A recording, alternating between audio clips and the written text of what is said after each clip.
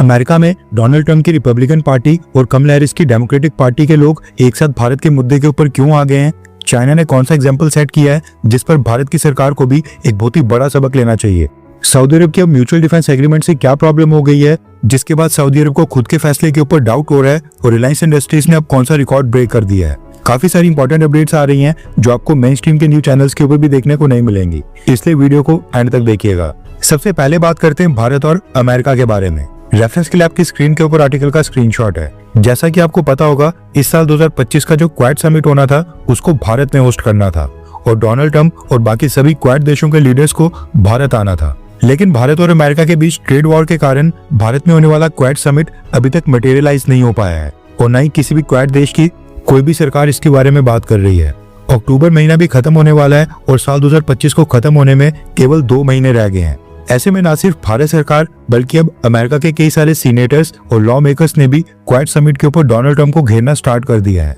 News निकल कर आ रही है कि रिप्रेजेंटेटिव ग्रेगरी डब्ल्यू मीक्स, जो कि हाउस फॉरेन अफेयर्स कमेटी में सीनियर डेमोक्रेटिक लीडर हैं, उनके साथ कुछ और लॉ मेकर्स ने डोनाल्ड ट्रंप को लेटर लिखकर मांग की है कि डोनाल्ड ट्रंप भारत जाकर क्वाड समिट को अटेंड करें। भारत जाकर क्वाड समिट अटेंड करना इंडो पैसिफिक रीजन में अमेरिका के इंटरेस्ट और अमेरिका के हितों को एडवांस करने के लिए बहुत ही स्ट्रेटेजिक निर्णय होगा और चाइना को टक्कर देने के लिए अब ये बहुत ही इंपॉर्टेंट हो जाता है कि अमेरिका इंडो पैसिफिक के रीजन में अपनी लीडरशिप को शो करे। इसके अलावा इन सब ने लेटर में और भी कई सारे पॉइंट्स को ऐड किया है, लेकिन एक इंपॉर्टेंट चीज ये है कि ये लेटर किसी भी एक पार्टी द्वारा समर्थित नहीं है। ये बाई पार्टीजन कॉल है, यानी कि डोनाल्ड ट्रंप की रिपब्लिकन पार्टी और कमला हैरिस की डेमोक्रेटिक पार्टी, दोनों पार्टीज के लॉ मेकर्स ने मिलकर एक साथ ये लेटर साइन करके प्रेसिडेंट डोनाल्ड ट्रंप के डेस्क के ऊपर भेजा है। लास्ट ईयर भी जो बाइडेन के समय क्वाड समिट के लिए उन्होंने भारत आने से इनकार कर दिया था, जिसके बाद क्वाड समिट अमेरिका में यूनाइटेड नेशन जनरल असेंबली की साइडलाइंस के ऊपर किया गया था। लेकिन वो खैर इलेक्शन ईयर था और उस साल अमेरिका के अंदर प्रेसिडेंसी इलेक्शन होने थे। एंड अगर क्वाड समिट इस साल भारत में होता ही नहीं है तो इसका मतलब है कि डोनाल्ड ट्रंप ने भारत और अमेरिका के रिलेशंस के ऊपर ऐसा डेंट कर दिया है जो दोबारा रिपेयर बिल्कुल नहीं होने वाला है और वो ट्रस्ट अमेरिका के साथ दोबारा कभी बिल्ड नहीं होगा। इसके साथ ही न्यूज निकल कर आ रही है कि भारत के जो अमेरिका को एक्सपोर्ट्स होते थे उसमें मंथ ऑन मंथ सितंबर महीने में 20% की गिरावट आई है। रेफरेंस के लिए आपकी स्क्रीन के ऊपर बीबीसी न्यूज के आर्टिकल का स्क्रीनशॉट है। मई महीने में भारत ने अमेरिका को 8.8 बिलियन डॉलर्स के एक्सपोर्ट किए थे और मई के बाद जून, जुलाई, अगस्त और सितंबर 4 महीने भारत के अमेरिका को एक्सपोर्ट्स लगातार ड्रॉप होते गए हैं और सितंबर महीने में भारत ने अमेरिका को मात्र 5.5 बिलियन डॉलर्स के एक्सपोर्ट किए हैं। इसके साथ ही डोनाल्ड ट्रंप ने अगेन आज ये क्लेम किया है कि भारत के प्रधानमंत्री नरेंद्र मोदी ने उनको प्रॉमिस किया है कि भारत की सरकार रशिया से क्रूड ऑयल परचेज करना बंद कर देगी। डोनाल्ड ट्रंप ने इसके साथ ये भी ऐड किया कि इस प्रोसेस में थोड़ा टाइम लगता है, अचानक से बंद नहीं किया जा सकता है, लेकिन ये प्रोसेस जल्दी खत्म हो जाएगा। इंडिया जब रशिया से ऑयल परचेज करना बंद कर देगा तो इस युद्ध को खत्म करना और भी आसान हो जाएगा। इसके आगे डोनाल्ड ट्रंप कहते हैं कि इंडियंस ने कहा है कि शॉर्ट टाइम के अंदर वो बंद कर देंगे एंड उसके बाद जब ये रशिया यूक्रेन वॉर खत्म हो जाएगा, इंडिया उसके बाद वापस से रशियन ऑयल परचेज करेगा। ये डोनाल्ड ट्रंप की स्टेटमेंट है। अब ये दूसरी बार है जब डोनाल्ड ट्रंप ने ये क्लेम किया है कि भारत के प्रधानमंत्री मोदी ने उनसे कहा है कि हम रशिया से ऑयल परचेज करना बंद कर देंगे। 2 दिन पहले जब डोनाल्ड ट्रंप ने ऐसा क्लेम पहली बार किया था, उस समय भी भारत के विदेश मंत्रालय ने कहा था कि भारत अपने कंज्यूमर्स को प्राथमिकता देते हुए इंडिपेंडेंट फैसले लेगा। इस बार तो डोनाल्ड ट्रंप ने अपनी स्टेटमेंट में यह भी ऐड किया है कि उन्होंने प्रधानमंत्री मोदी के साथ बातचीत की थी एंड उसमें प्रधानमंत्री मोदी ने डोनाल्ड ट्रंप से ऐसा प्रॉमिस किया है। डोनाल्ड ट्रंप की स्टेटमेंट के बाद भारत के विदेश मंत्रालय का भी एक बार फिर से एक नया बयान आ गया है, जिसमें भारत ने कहा है कि प्रधानमंत्री मोदी और डोनाल्ड ट्रंप के बीच कोई भी फोन कन्वर्सेशन नहीं हुई है और जहां तक बात है क्रूड ऑयल इंपोर्ट्स की, तो हम अपने कंज्यूमर्स के हितों को उनको प्राथमिकता देते हुए उसके ऊपर फैसला करेंगे। वैसे अब क्रूड ऑयल की बात ही हो रही है तो आपकी जानकारी के लिए बता दूं कि इंटरनेशनल मार्केट के अंदर क्रूड ऑयल की कीमतें हिस्टोरिक लो के ऊपर आ गई हैं। जो ब्रेंट क्रूड ऑयल होता है उसकी कीमत $61 पर बैरल तक गिर गई है और जो WTI क्रूड ऑयल है उसकी कीमत $57 पर बैरल तक आ गई है। कोविड के समय को अगर हम इग्नोर भी कर दें तो लास्ट टाइम ये ऑयल प्राइसेस इंटरनेशनल मार्केट के अंदर साल 2017-18 में आए थे और उस लेवल के ऊपर एक बार फिर से आ गए हैं। लेकिन इसके बावजूद भारत में सेंट्रल और स्टेट गवर्नमेंट्स पेट्रोल और डीजल की कीमतें कम करने का नाम नहीं ले रही हैं। हमेशा ये देखा गया है कि जब भी इंटरनेशनल मार्केट में प्राइसेस बढ़ जाते हैं तो पेट्रोल और डीजल के प्राइसेस भारत की सरकार और जितने भी स्टेट गवर्नमेंट से ये सब बढ़ा देती हैं। लेकिन जब इंटरनेशनल मार्केट में प्राइसेस कम होते हैं तो पेट्रोल और डीजल के प्राइसेस कभी कम नहीं किए जाते हैं, फिर सरकार बीजेपी की हो या फिर कांग्रेस की। नेक्स्ट अपडेट आ रही है भारत के फॉरेक्स रिजर्व्स और गोल्ड रिजर्व्स को लेकर। न्यूज निकल कर आ रही है कि भारत के फॉरेक्स रिजर्व्स में गोल्ड की परसेंटेज 14.7% तक आ गई है और बताया जा रहा है कि भारत की सरकार ने अब अपने जो टोटल फॉरेक्स रिजर्व्स हैं उसके अंदर गोल्ड एक्युमुलेशन काफी तेज कर दी है। रेफरेंस के लिए आपकी स्क्रीन के ऊपर आर्टिकल का स्क्रीनशॉट है।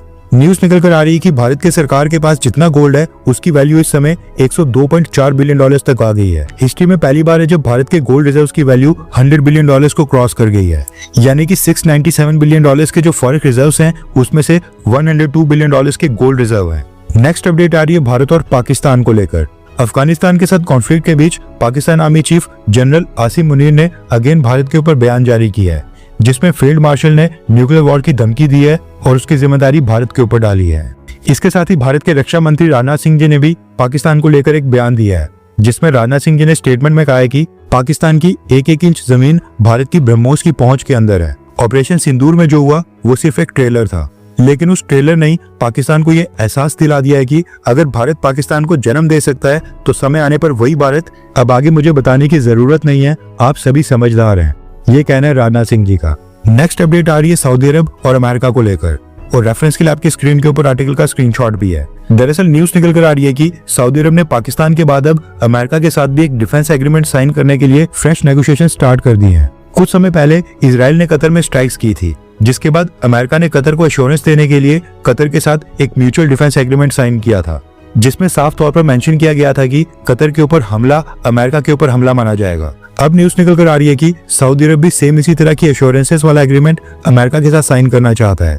अगले महीने नवंबर महीने में सऊदी अरब के क्राउन प्रिंस मोहम्मद बिन सलमान अमेरिका की विजिट के ऊपर जाने वाले हैं और सऊदी अरब उसी विजिट में ये पैक्ट साइन करना चाहता है। सऊदी अरब ने पिछले महीने पाकिस्तान के साथ भी एक म्यूचुअल डिफेंस एग्रीमेंट साइन किया था, लेकिन ऐसा लग रहा है कि सऊदी अरब को पाकिस्तान के ऊपर बिल्कुल भी भरोसा नहीं है कि पाकिस्तान उनका डिफेंस कर पाएगा। और पाकिस्तान के रिसेंट टाइम्स के अंदर तीन पड़ोसी देशों के साथ कॉन्फ्लिक्ट उभर कर सामने आए हैं। ये जो अफगानिस्तान के साथ रिसेंट कॉन्फ्लिक्ट शुरू हुआ है, इसमें तो पाकिस्तान की मदद करना दूर की बात है, सऊदी अरब ने अफगानिस्तान की तालिबान लीडरशिप को भी कॉल आउट तक नहीं किया है।